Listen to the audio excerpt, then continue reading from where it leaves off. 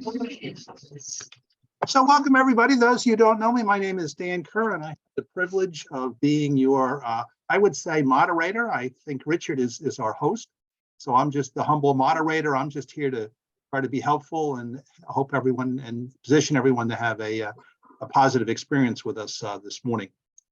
Program we try to start promptly at 11 o'clock. If you would like to, we have some people joining us for the first time of this monthly program. If you would like to read, just put your name in chat and say, I want to read. And when we get to the open read, I'll call upon you in the order that your name appears. Please keep your microphone muted. It sounds like a simple thing, but it can be quite distracting. So everyone will have an opportunity to read if they want, but unless you are actually reading, please keep your microphone off so people aren't distracted by the barking dogs and the phones and the other noises that we get. Feedback is a gift, so if you like what we did here, or if you think there's a way to improve it, I have a very simple email, danielbkerr@verizon.net. We do believe seriously that feedback is a gift, and I always review the feedback with our host, Richard, and the brains behind the program, Kathy. So if there are feedback, please share it with us. Agenda will be a little bit different today. We're so grateful that Pramila is going to be with us today, but Pramila's response to having to be in two places at once, which is something I've never been able to master, is to be with us up to the point where she reads, and then she'll have to leave us. So we will not bring her back for an encore, but we will certainly enjoy the special gift of her presence and her poetry. And then after everyone, we've had the open read, we'll bring back Richard for some concluding comments to now formally announce, although some of you know it already, who the next poet is. I know you're here for poetry, not for evangelization, but I will share with you that this is one of several outreach programs that All Souls Church provides to the community. You want to do a deeper dive on what we do there, just go to our website. There's lots of information there, but I'll mention three things. We have a monthly music series called Saturdays at 6. The next artist we have January 14th is Peter Onisco, who is a disciple of Tom Manuel, so it'll be a jazz concert. So we do monthly concerts. We do the monthly poetry. It used to be in the church. We've been virtual the last 2 years. Okay, again, remind everybody, please keep your microphones off. So I'm going to have to mute everybody because some people have turned their microphones on. Just give me a second. Okay, mute all. There we go. Okay, thank you. Little mid-course correction there. Okay, and also we do Native American drumming once a month. Comes out of the Native American tradition. We have a drummer. He goes around with a series of drums. People meditate, share their experience. We do that once a month as well. So check out our website if you want more detail on that. One thing I would like to get out on everyone's calendar, once a year, we do the Souls for All Souls 5K run, 2K walk. Those of you who are familiar with the historic church know it's at the top of the hill. And you know how that's a steep hill. And we know that when we have programs at the church, there are people like Gladys Henderson and others that can't make it up that hill. So we do the race to celebrate the role of the church in the community, also to raise funds to make the church accessible to all. We've been at this, we're going into our 15th year. And each year you can see those, you recognize some of those handsome people there. Each year we have a group led by Richard and Kathy and Barbara and other poets. It's called the Live Poets Society. So it would be great if you could get this on your calendar and walk with us next year. The date is tentatively October 1st. And if any of the poets feel so disposed to run or inspired to run, you can do that too. But know that we will have the Live Poets Society, a group of poets walking. Okay. And with that, I will welcome you and turn it over to Richard. Richard, you want to come off mute and introduce Pramila? Well, welcome everyone. It's always wonderful to be here. I look forward, every month to the second Saturday in All Souls reading. I think it's a special reading, special group, and special time of the week. And I'm so happy that Pramila is with us today. Obviously, one of the master poets on Long Island, and I think everyone really knows her. And I look forward to her reading very much. I've read all of her books, and it takes us into a different culture, which we also, not only is it wonderful to hear the poems and listen to them, but to learn from them too. So I'm going to just start the morning with two short travel poems. I thought they'd be of interest. They wrote one is, and I was in Aloha, Ecuador for my younger son's wedding. He was married to an Ecuadorian woman. And it's called Aloha. Aloha is a small city the size of Cleveland in the Southern Andes. Aloha of the High Sierra, of woolen blankets and balmy days. City of 1,000 roosters crowing the dawn and sunrise bells. At 4 a.m, drunks rousting by my hotel window, and garbage trucks that sing me their little song, "Give me your litter," as they make their early morning rounds. It is a clean city, many churches and their bells, calling in the morning, in the evening, calling the faithful to mass that starts, completes the day. It is a blessed city, founded by Spaniards who brought with them Jesus, the cross, the crown of thorns, in every church, the nailed limbs, that the bleeding wounds. He who suffered for us, it is said, and the mother who birthed him, the miracle of the Virgin everywhere, the mother who intercedes. It is a wonderful city. And the second poem is another around the world. It's in Kyoto, Japan. Satori, I ascend Haizan, a stranger amongst pilgrims, carrying bento boxes on a summer day, high above the steaming 1,000-year-old city. Prayers on folded paper, white butterflies, festoon trees that line the path to Enryakuji toward the main hall, its column portal.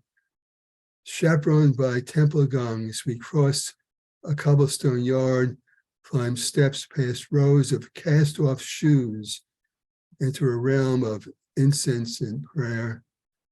I scuttle crabwise on my knees, far beyond the altar, forbidden to stand.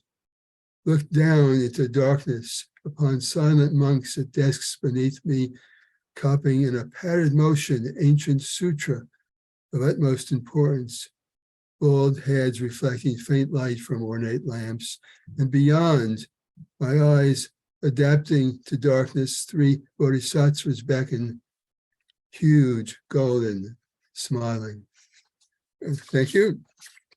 And now it's a great pleasure to formally introduce Pramila, Poet Laureate Suffolk County of 2013, 2015, co-director Katmala, the Southern Asian Diaspora Poetry Festival, author of we heard 5 books, I won't name them, teacher as well, and Nassau Community College professor there, and 2011 Walt Women Association Laureate Poet of the Year, and founding member of Women Included.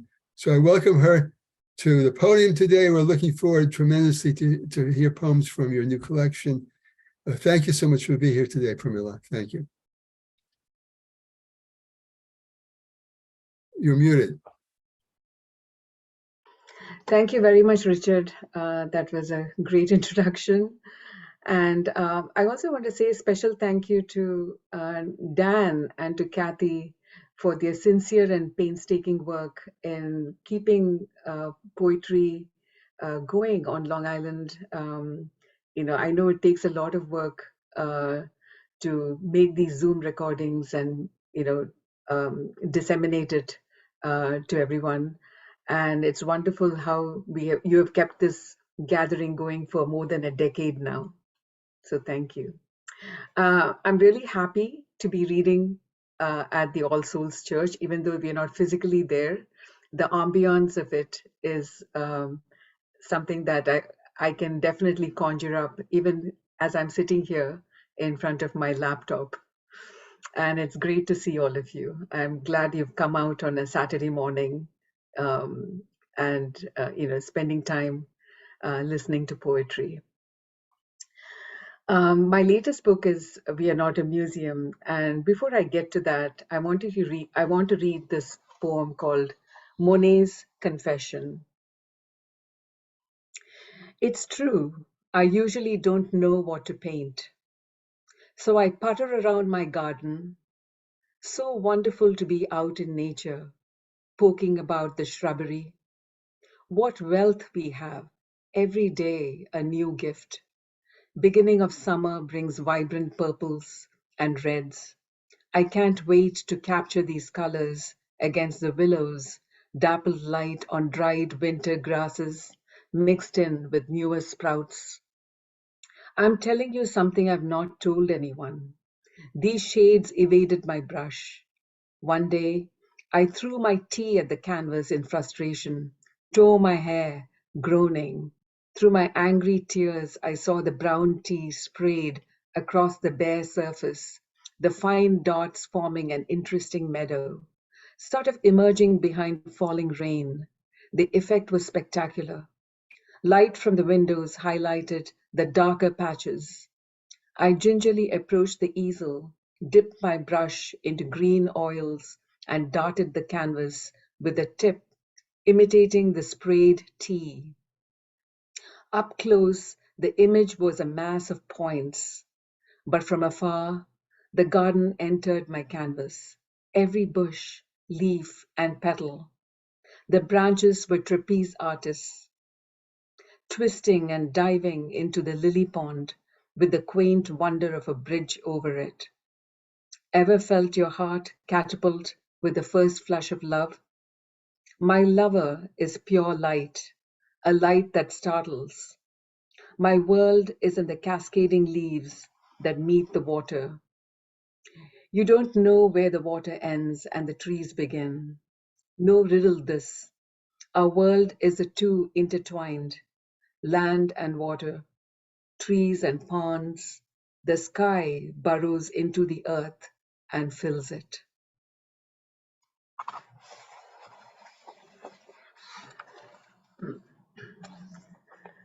So, so that poem really, uh, I find it sort of exciting to imagine um, the accidental artist. How we find images pure through accident. But the thing is, one has to be at the craft in order to experience that surprise. And so when I was writing We Are Not a Museum, little did I imagine that these poems would actually come together to form a book, because I was writing about things in my childhood. And I lived part of my childhood in Kerala, which is in southwest India. And in fact, my earlier book, We Are Not, it's called The Singer of Alleppey, which is about my grandmother, is partly an evocation of the landscape of Kerala.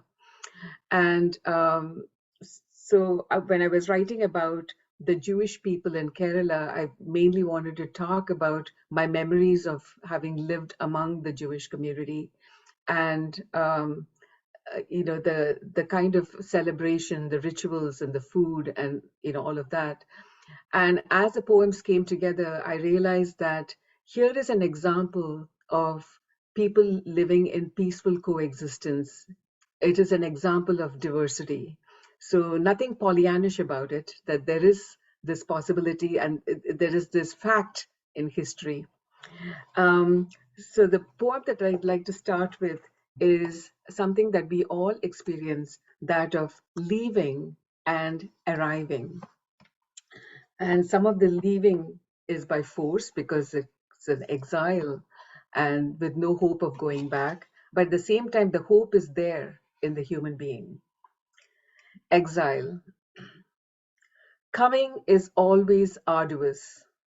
Mountains, near-death escapades, until you chalk a square space and call it home. Going happens in a split second, a bird taking wing.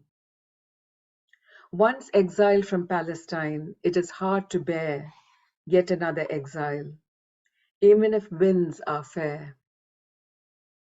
We have left a door open in Kerala. Its lit interior welcomes our mornings. We turn east as once we turned toward Jerusalem. The long journey. 1. She bundled everything they owned: 2 skirts, 2 blouses, a loaf of bread, dried figs, olives, some meat, a square cloth, 2 bowls, Joseph's robe, the family Bible, and a small sack of earth to remind them where they came from. 2. The earth carried the smell of trees, the light of the moon under which she prayed, the sound of water. She heard it call, "Come back." Centuries later, her progeny heeded its call. 3. Hear her say, "Just the rocking of the boat, a boat on the waters, whisper of prayers, a slight wind, will us to live that day and sleep without a care, just to find a place to call on Yahweh to enfold us, keep us full." So the Jewish people, they first arrived in India in the 3rd century AD. And this was one, they settled in different parts of India, but I'm talking about one particular section of the people that settled in Kerala in the 3rd century.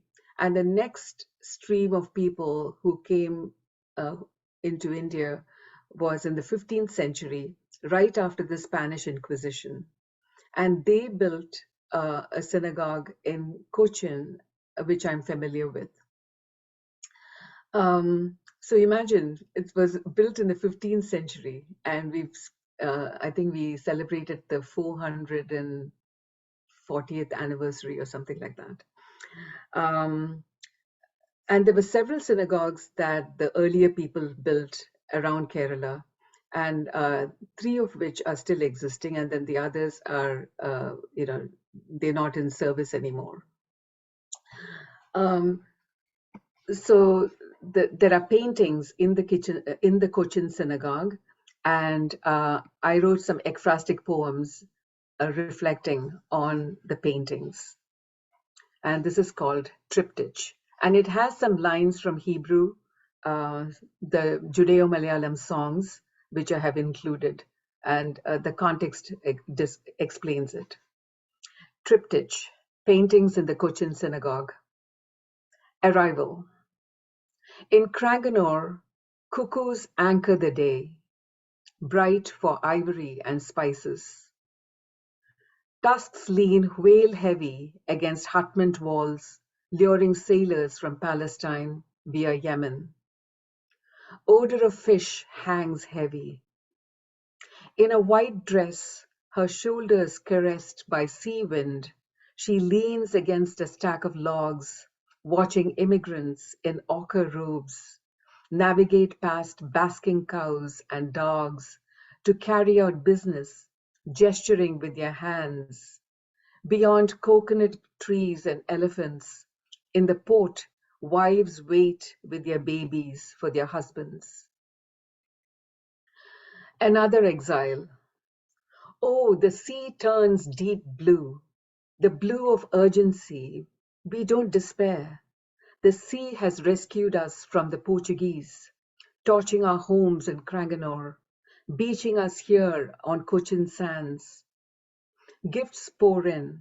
We draw stars on wet mud, follow footprints of the Raja's men, from the palace to our homes. Later, Ma Navu Hel Haharam, how beautiful upon the mountains, rocks us to sleep. Domestic. Sing the parrot song, she begs her mother on Purim. They dance around the room, stepping to Palo du Param Taruvin, Payangiliye. At night, the little girl dreams of her dear bird pecking at a dessert of milk and banana. The moon's rim lights the clouds. So there is a part here about the Portuguese. So basically what happened was, if you know Indian history, the European powers, the British, the Portuguese, the Spanish, the French, they were all fighting to claim bits of India. So there was a fight between the Portuguese and the British, And so the Portuguese, what they did was they torched all the synagogues in one area called Cranganore. And so the Jewish people had to flee that place and then cross over into Cochin. And so that's a little bit of the history that's there in the paintings. Yesterday, I was listening to this writer, Annie Ernaux, the French writer who's won the Nobel Prize for Literature. And she says, we write to fight forgetting. We write to fight forgetting. I mean, I just was struck by that phrase. And that's exactly what we do, don't we? We keep writing so that those images in our minds, the memories do not get erased. We capture them, we keep them in poems, in images. And I think that's what I'm trying to do in this book. I do not want this particular history to be erased, and I did all that I could possibly do to research and read and use my imagination to write these poems. So I'd like to read the next poem, which is a very tiny poem. It's called Definition. And it was published in this magazine called Inch. And in the Inch magazine, all the poems are supposed to be not more than an inch. So this is a 1-inch poem. Definition. When you're given a piece of ground, you name it first. Then you place one brick, then another, add an arch, a terrace, pave a path, hang a symbol. If there is a blue sky, your structure gains a form that fits the name.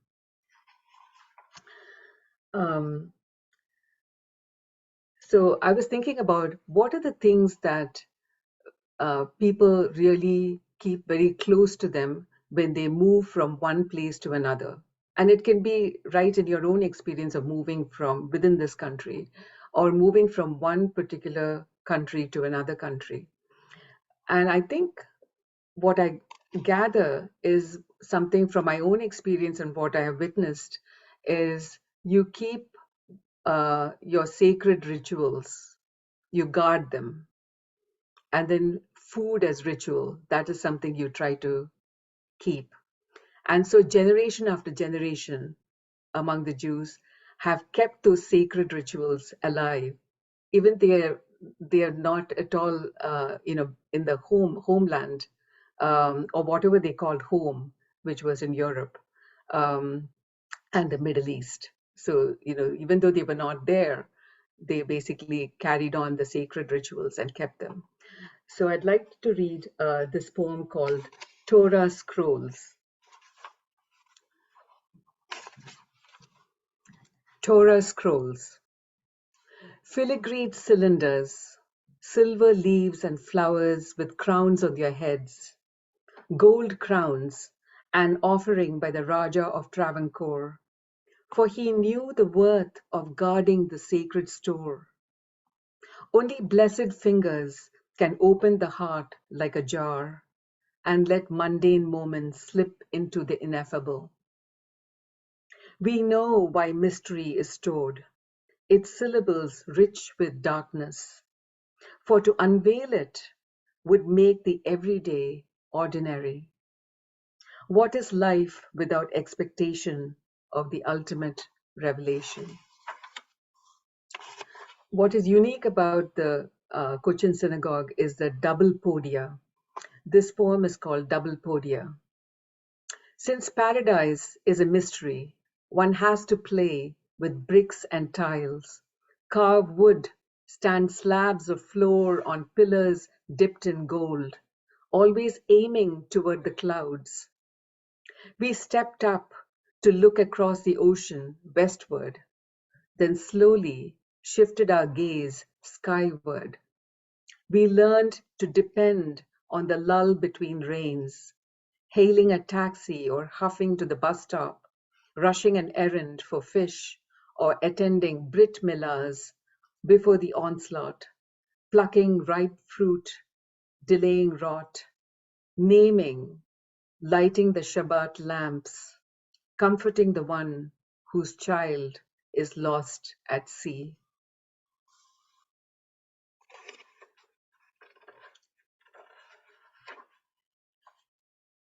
And here is letters that maybe family members wrote to each other. Dear Papa, I'm enjoying the swift pace of Bombay, its British-built trains slithering in different directions from Victoria Terminus.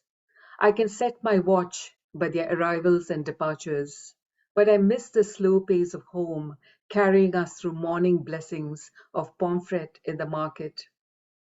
Alia's endless tirades, fishermen dragging home their trove, evening prayers in the synagogue, Ammai's fish korambu, rice and appam. Here I mostly eat pav bhaji or puri sabji in an Iranian restaurant opposite my bank. I found a synagogue here. Although the service is in Marathi, it is the only place that feels like home. Tell Ammai I will visit during the high holidays. Affectionately, Noah. Dear Noah, I'm relieved you're working in a bank instead of fighting for the British in the East Indies or in Europe. Even though you're far away, you are safe and busy. In Kochi, there are no jobs, but this will change since the country is industrializing. Foreign banking will emerge as a new territory, a reverse colonialism, wouldn't you say, son? But let's drop politics. I'm glad you found a synagogue. You will make new friends and learn more about the Bene Israel. We have a couple of cousins who married into those families. Send me photos of the sites. Your affectionate Papa. P.S. Next door, Abdullah has left for Saudi, not on pilgrimage to Mecca, but for work. Amina says his prospects look good there. They can now build extra room for their newborn. I miss chatting with him in the evenings, arguing about politics. Since he's away, only Ammai can visit the family. She says Amina hides her emotions well. Good food and heavy hearts don't make a full belly, is what I say. History. The past, the way back past, is frozen. Most of us hacked it a few times, but it did not give. A few flat, frosted dents blossomed on its opaque surface. We gave up soon, for the daily called us urgently to attend to each passing minute. First survival, then desire, finally ambition. We became like the rest. Now that we are the rest, there is no rest. Those who left for Israel look back. Soon they will stop looking back. Just like the afterlife, no one says, "Oh, I want to go back," knowing full well the passage will be the same, shuffling one's way to the afterlife. How much time do I have? I hope I don't exceed. Maybe a couple more poems? Yeah, another 5 minutes or so will be Okay. fine. So I'd like to give you a sense of the synagogue itself. When I was there in 2009, I was there, and by accident, there was a conference of Israeli scholars at the synagogue in Ernakulam, which is about a ferry ride away from Cochin. So I attended the conference at the Ernakulam synagogue. And this is a poem that came out of that. From Israel to Kochi. And the epigraph is from the Israeli scholars. It's called Conference of Israeli Scholars, held in Tekumbagam Synagogue, Ernakulam, March 2009. They have come from Israel to breathe the same air as their people once breathed. Along the sands of Kochi they walk, their eyes mirroring the slate blue sky, filling the water lined by catamarans, Chinese fishing nets, and poles dividing sunsets and sunrises. They have come from Israel to turn over their ancestors' sacred goblets and vases in their hands, feel the Torah handled through many services. Taste the Shabbat meal served on banana leaves, rice, fish koramba, pineapple wedges.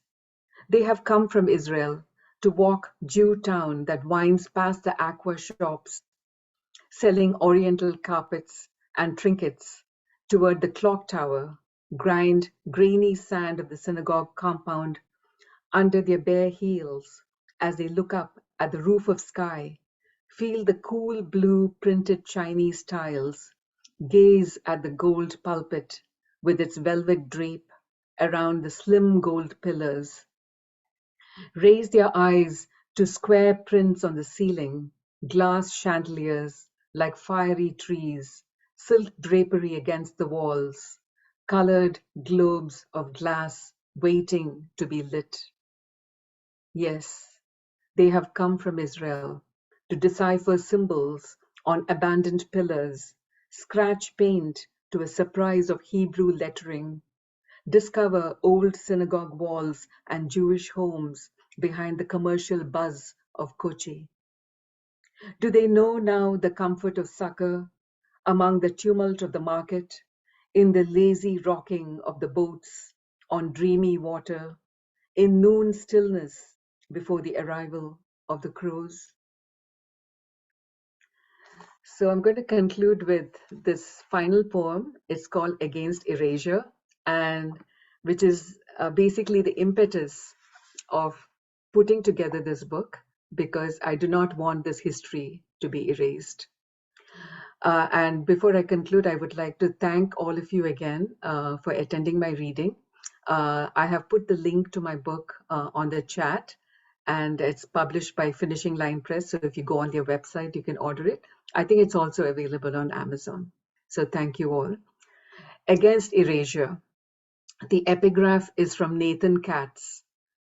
Lashana ha'aba b'Kuchin, next year in Cochin. Years ago, I had left Cochin, and I returned when its name changed to Kochi. Her Jewish people are a fine lacework as waves recede. If you find a jawbone in the new foundation, please return it to the rightful owner for reburial. Ich habe überall gesucht, yells a young woman cycling hard to keep up with her partner. Maybe they are looking for a restaurant. But the German grates eerily against the refrain, Enni Enni Tirtha Dinam, still sung celebrating British departure from Palestine in 1948. Someone says, we are lucky to have a minion. On my way to the service, a shopkeeper begs, you will look beautiful in the scarf, auntie. I bark, do I look like your auntie? I do the touristy thing. I buy a thumb length of lace for $200 because I believe it is the last of its kind made by 2 octogenarian Italian weavers. I imagine a bride wearing their artwork, serenaded by percussion and pipes. My bones are as creaky as those ferry boats. An elderly man complains, tired of repeating his story. I ask him why the Chinese tiles in the Paradesi synagogue show ships with ballooning tiles, the pandemonium of commerce, willow and monasteries lining exotic shores. Those are holy too, he says. I recall, Sarvam Kalvidam Brahma. Everywhere is Brahman. We are racing against time, intone anthropologists, archiving every letter and coin, for memory is unreliable. My eyes hungrily scan fragments of the past mixed with the present. I know when the ferry drops me off on the opposite shore, words will evade my pen. Thank you. Thank you, Pramila. That was just wonderful. You know, sounded like your goal was to write to fight forgetting. And when you're listening to those poems from leaving and arriving and triptych and definition and Torah scrolls and the double podia and the Dear Papa, The scholars, you've captured the history in such a way it will not be forgotten. So we thank you for that. Thank you. So, okay, so we're going to move now to the open read. And just a second on the open read. Most of you are familiar with our rules here, or guidelines. I don't like to say the word rules, but given the emphasis on the Jews in India, perhaps a picture of Moses is appropriate here. So we'll call the names in the order they appear in chat. Please, no more than one poem and 5-minute maximum on the poem. Please keep your mic muted until you're called upon, and please wait to be called upon as well. We'll probably end a little bit after 12 based on the number of readers, but we won't go past 12:30. Okay, and we'll call the people for the open read in groups of 3. So our first group of 3, and remember when your name is called and it's time to read, at that point, turn on your mic. So our first reader actually today is Jim from North Carolina. James? Right here. Okay, Brittany Griner, Horn Haiku. Was an unfair trial. She has started a new hairstyle, nail polish and file. Return intention, happy again, must mention, brought to our attention. Above all, she stood, head was covered with a hood, suffering withstood. She has much appeal. Fine food will be here next meal. Prayed when she did kneel. Would see white snowflake on native soil breath did take. Happy again make. Thank you. Thank you, very timely, James. Okay, and then next 2 we have Maggie, followed by Victoria. So Maggie and then Victoria. Maggie, if you turn on your mic, you will have the floor. Thank you, Dan. Thank you, Pramila, wherever you have disappeared to. Thank you, everybody. What a wonderful reading. This poem I wrote quite some time ago, but I only get a chance to read it once a year. It's called Memory is My Tree Ornament. Paper chains from my daughter's kindergarten drapes the ceramic bear she painted at the Children's Aid Society in 1987, adjacent to a golden ship and fragile glass dolphin she begged at the Christmas store on the North Shore. There is my red-wheeled penny farthing, gifted me by a fellow actor from a show I don't recall. The 1-year Hallmark baby ornament from a vanished friend who vowed love forever. Metal and glass angels, lanterns, bells, all bequeathed by my late cousin when I would so much rather have kept him. A mix of homely and gorgeous trinkets, each an old friend. A few glass miniatures remain from our cramped village apartment, treelets, along with the bear on a thimble, gift of an adorable babysitter, and the rose-splashed silk fan crafted by my talented, sober friend.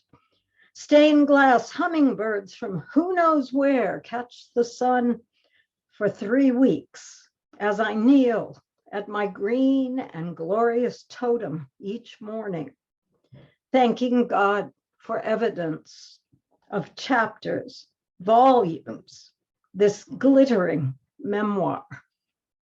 Thank you. Just beautiful, Maggie. Just a wonderful image. Make me think of my Christmas tree the whole time. Well, thank you. It's just very moving. Okay, Victoria, over to you. Okay.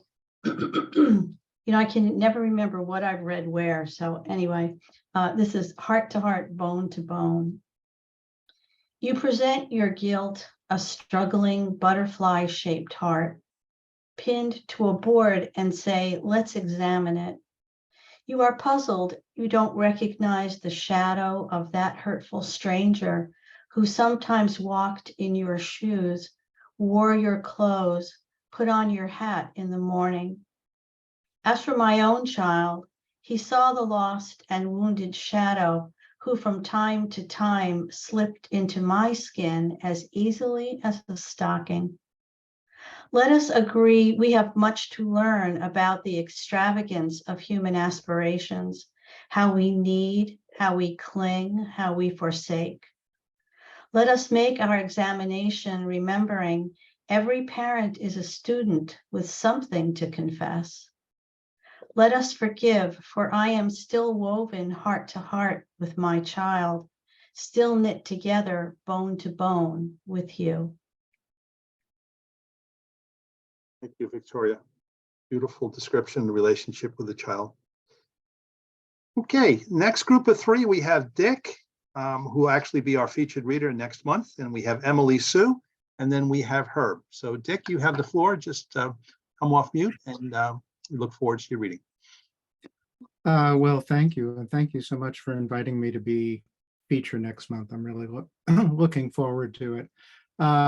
So I do write weekly 1 or 2 poems that I submit to Rattle's Poets Respond, just to give me a deadline every week. And I've had a few picked. And as a matter of fact, I have one picked. I just saw an email that I'll have one up either tomorrow or Tuesday.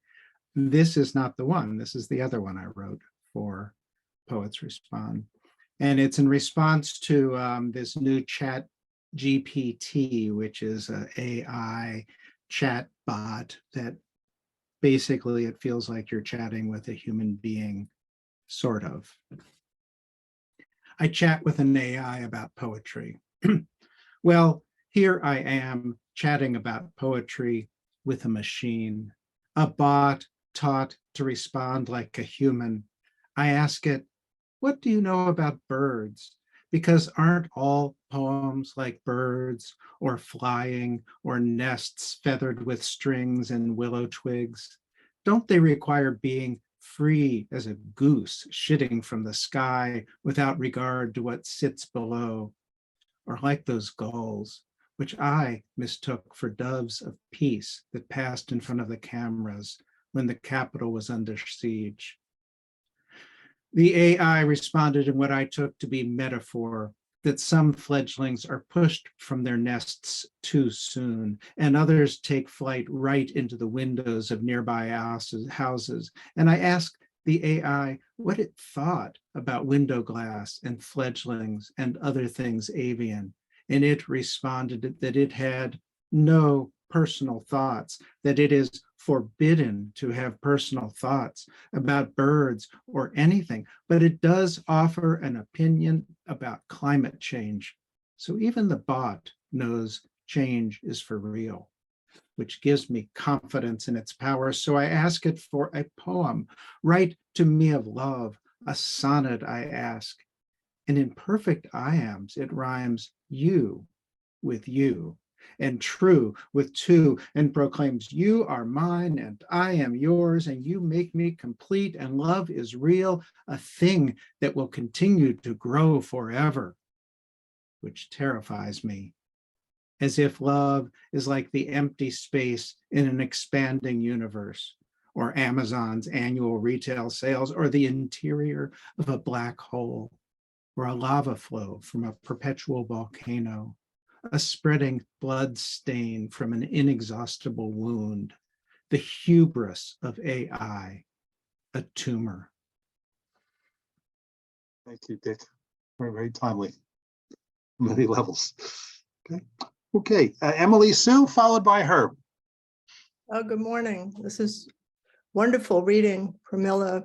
I thank you, even though you're not on anymore, to hear that. The poem I'd like to read today is called Morning Walk, and it will be appearing in the Evening Street Review sometime in the spring. Morning Walk. Perhaps I should have dressed this morning for a hike on the moors in Devon.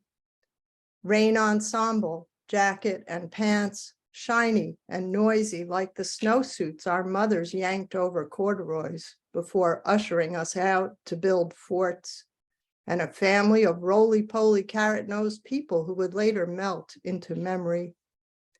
Protection against dawn's mizzle. Not rain, you couldn't call it drizzle. Neither was it fog exactly, though fog was surely there.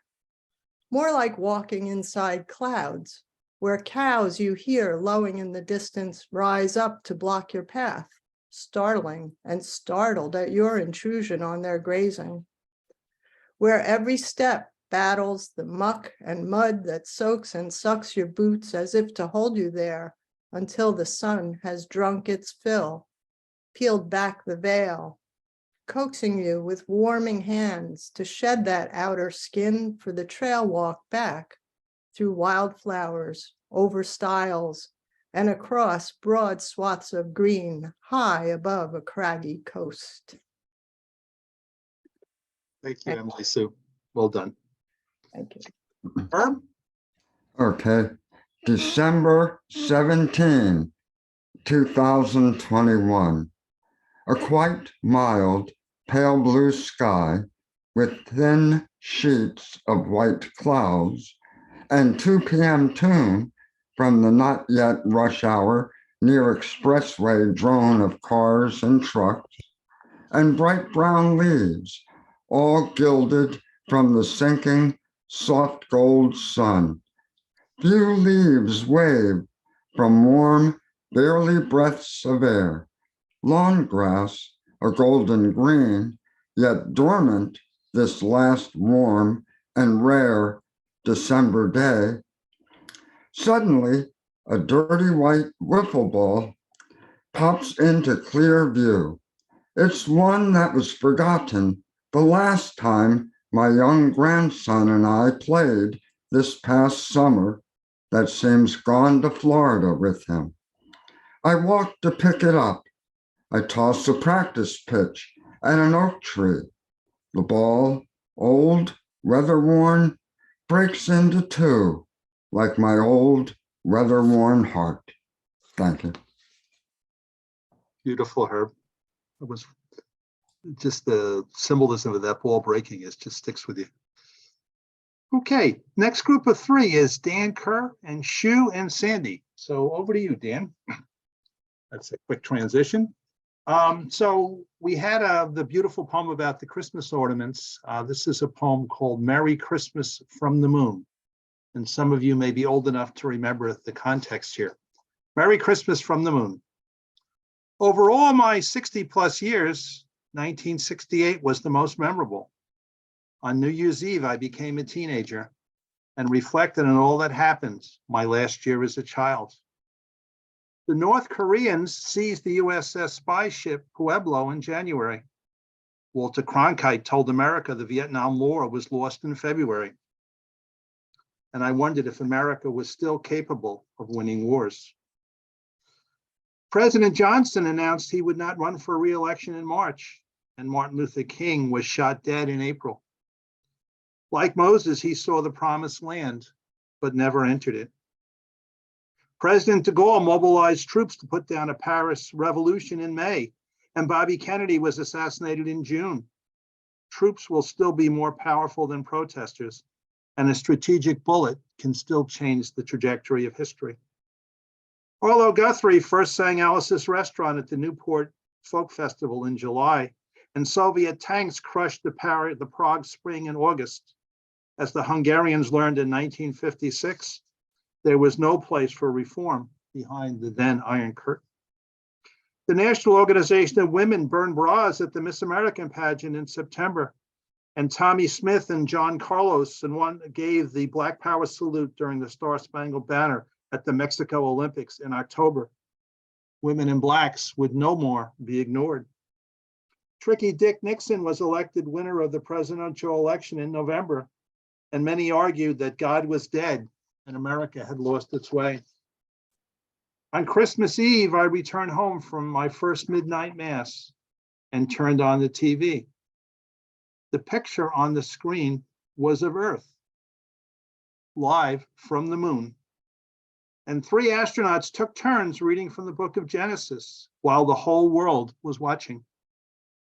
In the beginning, God created the heaven and the earth was without form and void, and darkness was upon the face of the deep. And the Spirit of God moved upon the face of the waters. And God said, let there be light, and there was light. And God saw the light, and that it was good. And God divided the light from the darkness. And God called the light day, and the darkness he called night, and the evening and the morning were the first day. And God said, let there be a firmament in the midst of the waters, and let it divide the waters from the waters. And God made the firmament and divided the waters which were under the firmament from the waters which were above the firmament. And it was so. And God called the firmament heavens, and the evening and the morning were the second day. And God said, let the waters under heaven be gathered together unto one place. Let the dry land appear. And it was so. And God called the dry land earth, and the gathering of the waters he called the seas. And God said it was good. It's difficult to imagine the uproar astronauts reading the Bible on national TV would cause today.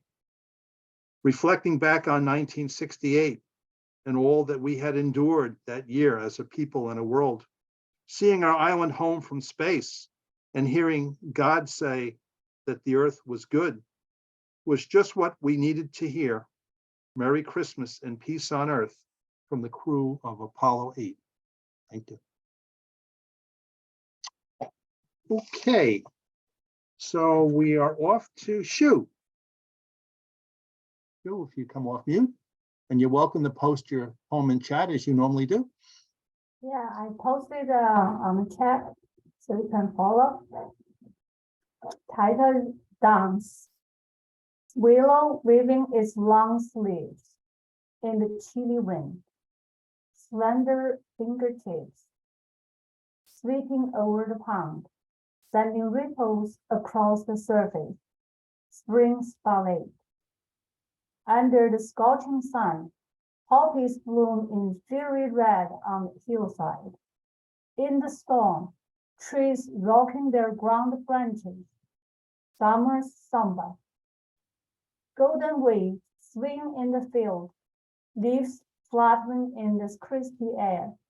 Autumn's tango. All are rest, all are quiet. Angels' feathers dripped from the sky. Winter's waltz. Thank you. Thank you, Shu. Well done. Okay. Sandy, over to you. Sandy, you got to turn on your mic. Should be a little icon, Sandy, at the bottom of your computer for the microphone. There you go. You got it. Hey, thank you. Sorry. Autumn song. Autumn song, now a faint whisper. We listen to hearken, hear stark strides of fierce winter. We reach out to love. Thank you, Sandy. Short, but very sweet. Okay. So I think we've gone through everybody in that wanted to read in chat. Kathy, I know you always have one up your sleeve, so I invite you to read if you like.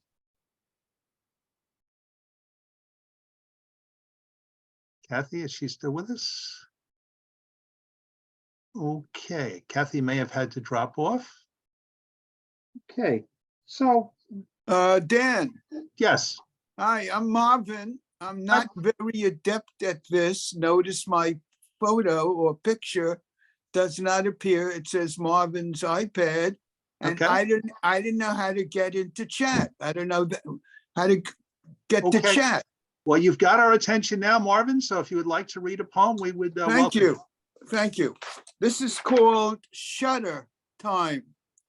When I clicked the shutter, did I commit a crime? Capturing her with the babe in one arm and the other reaching for coins, not for lenses, which would bring her back alive on beaded screens at camera clubs, judge, give it a score, and then place back in plastic sheets along with the stumbling man in Montmartre or the homeless fellow in Rangoon. Is she merely an odd specimen cataloged by her Fuji or Kodak number to be applauded or rejected in darkened viewing rooms, and then accorded space in a bound cemetery of pages stretching from cover to cover, while today she sits still in the streets with the babe in the crook of her arm, and the other reaching for coins behind the old town square. Thank you, Marvin. We're so glad you read that. Thank you. Well done. Okay, I don't see Kathy and I don't see anyone else wants to read. So Richard, with your permission, normally we would have had Pramila back for an encore, but I have an autographed copy of The Singer of Alepi that Pramila presented me years ago. And if I may, I'd like to just read one short poem that seems appropriate. Sure, go ahead, proceed. It's called Ode to the December Flower. Seems appropriate. Lilac tracing paper cut in small petals, bunched together in layers. You like to show yourself off on a woman's hair, strung around a bun or twisted around a braid. Or if you have nowhere to go, you spread yourself on the sidewalk, on the front porch, or patiently wait on the tree, your color deepening among the green and against the slow rise of winter light. When do you disappear? Where to? Without a trace, women wait like demented lovers for months, unable to utter your name, since you never revealed it. Until one day you spot them with your lilac gaze, and then they suddenly look up as they catch your scentless shadow. Thank you, Pramila. Richard, if there's no one else to read, over to you for some closing comments and then the announcement of the next reader. Sure. Well, again, it was a wonderful morning. And of course, Pramila's poems were incredible. And I can't thank her directly, but I can thank her now on the recording for coming. And of course, not only the poetry, but learning, that the Sephardic Jews in 1492, when they were expelled from Spain, I knew some went north into Holland. Many crossed the Straits of Gibraltar and populated North Africa, went as far as Egypt, Constantinople. I didn't know they went as far as India, so this was quite amazing for me. I thank you for that too. And of course, we're very lucky because our poet next month, Dick Westheimer, was here today, and what a wonderful prelude. I'm just looking forward so much to your poetry. I think it's going to be great. And I can just read what everyone can see. So basically, lives with a wife and 5 kids in Southwest Ohio, enjoys picking bluegrass music with his neighbors. Maybe that was the instrument we saw. I don't know if it was a type of banjo hung up there. I don't know. And his poems have been distributed in many places. Rattle Patterson Review. I don't have to name them all. As well, he has a chapbook, a sword in both hands, and a collection of poems prompted by the Russian war of Ukraine, which was very interesting to hear about. And I hope those will be read as too. And I welcome you very much to our next month's second Saturday when we can hear your work. Thanks again for coming today and showing us a little of your skills. It was really quite interesting. Thanks. And again, thanks for everyone for coming. The reading for it was just always beautiful, and the spectrum of the variety of the poems is always great. And the ability afterwards to chat a little bit in a friendly way, I think is something nice that Dan has put together as well.